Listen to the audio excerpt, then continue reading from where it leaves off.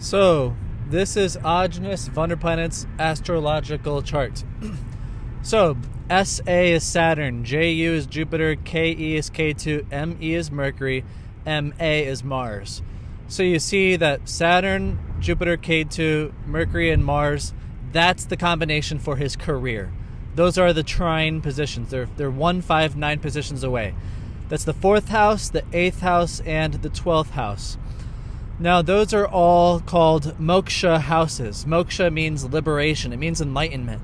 It's about escape. It's also like intuition. It's the spirituality, right? And so Saturn is the significator of the career. And so his career is related to these, the 8th house, which is occult, mysticism, spiritual knowledge, research.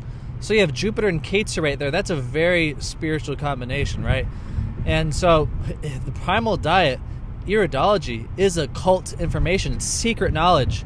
And doing iridology requires intuition and psychic ability.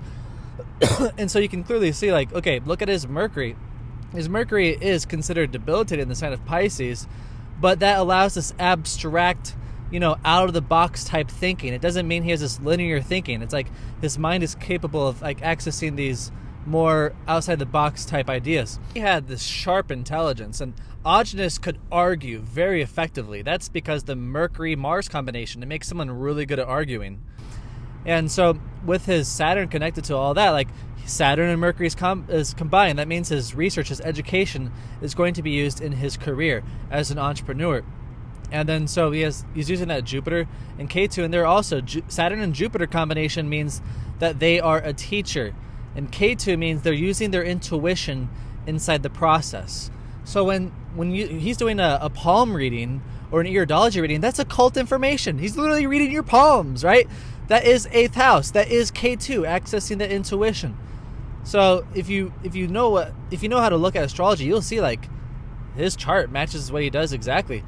So his chart is very difficult. The 6th, 8th, and 12th house produce difficulty in people's lives. But he does have some of these yogas going on. For example, the 6th Lord is in the 12th house. The 8th Lord is in the 12th house. And the 12th Lord is in the 8th house. Now, if you don't know anything about astrology, you're not going to know what that means. But essentially it means going through very difficult experiences in your life, but overcoming them and learning as a result. So he's had accidents. He's died and came back to life, near-death experiences. And every time he learns, it blesses him. It's very challenging. It creates lots of suffering, but he learns as a process, and it brings transformation. The 8th house is the house of transformation.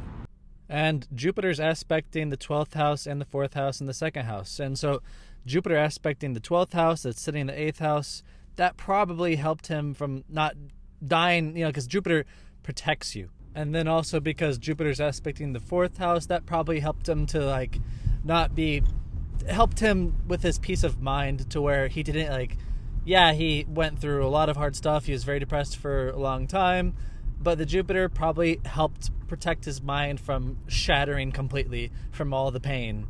Because it was aspecting these difficult houses, it helped him to overcome them and learn from it rather than just being crippled.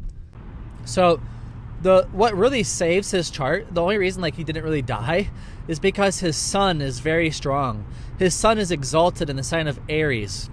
And it's also in the 1st house, which is a really good position for the sun to be in. So the sun is what kept him from dying through all these accidents, right?